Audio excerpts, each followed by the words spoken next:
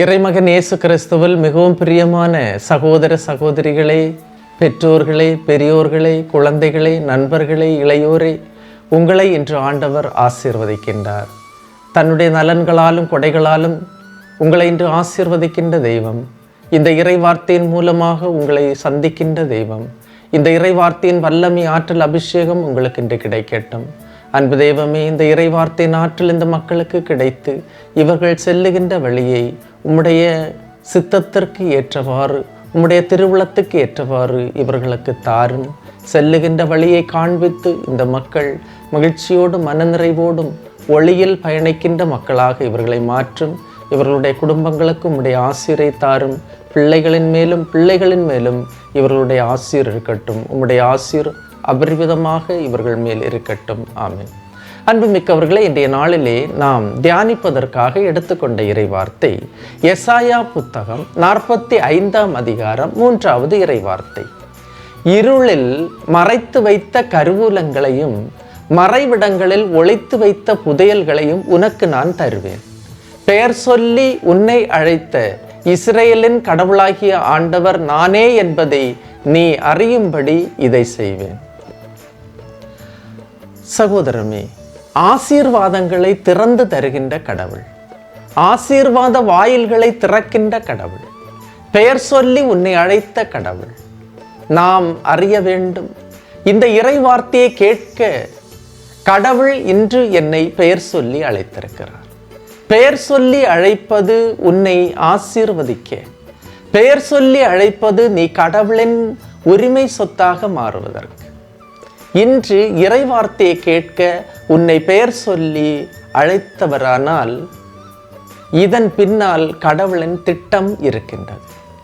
இருளில் மறைத்து வைத்த கருவூலங்கள், எனது ஊனக்கண்களுக்கு இவை அகப்படுவது இல்லை.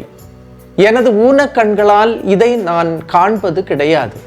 காரணம், இவற்றை கண்டறியக்கூடிய ஞான கண்களை கடவுள் எனக்கு தர வேண்டும்.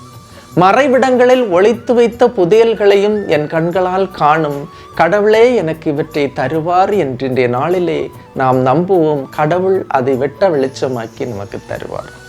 நான் எதிர்பார்த்ததை விட, நான் எதிர்நோக்கி இருப்பதை விட பல மடங்காக என்னை ஆசீர்வதிக்கின்ற கடவுள். படிக்கின்ற பிள்ளைகளுக்கு ஞானம், புத்தி, அறிவு, கீழ்ப்படிதல், ஒழுக்கம் போன்றவற்றை கடவுள் திறந்து தர வேண்டும் என்று செபிப்போம். ஒவ்வொரு படிப்பையும் படித்து நல்ல தேர்ச்சி பெற்று உயரங்களுக்கு ஏறி செல்ல வேண்டும் என்று மன்றாடுவோம். எனக்கு தெரிந்த ஒரு சகோதரி படிப்பில் மிதமாக தான் இருப்பாங்க, ஆவரேஜ் இருப்பாங்க. தினமும் இறை வார்த்தையை கேட்டு அந்த இறை வார்த்தையை நம்பி அதை இதயத்தில் ஏற்றுக்கொண்டு ஜெபித்து, அன்புமிக்கவர்களே, போட்டித் தேர்வுக்கு தயாரானார்கள். காம்படிட்டிவ் எக்ஸாம்ஸ் தினமும் படிப்பதற்கு, அந்த காம்படிட்டிவ் எக்ஸாம் தயாரிப்பதற்கு முன்னால் பைபிளில் வருகின்ற இந்த இறை வார்த்தையை கேட்டு தூய ஆவியிடம் தன்னை முழுவதுமாக ஒப்படைத்து, கடவுளே உமது சித்தமானால் இது எனக்கு நிறைவேற்றி தாரும் என்று ஜெபித்துவிட்டு அதை போட்டித் தேர்வை படிப்பதற்கு ஆரம்பிப்பார்கள். அன்புமிக்கவர்களே, அதிசயம் என்ன தெரியுமா? காலப்போக்கில் 1-2 முறை அவர்கள் தோல்வி அடைந்தார்கள். ஆனால் 3வது முறை மத்திய அரசு வேலையில் அமர்கின்ற அளவுக்கு கடவுள் அவர்களை உயர்த்தினார்.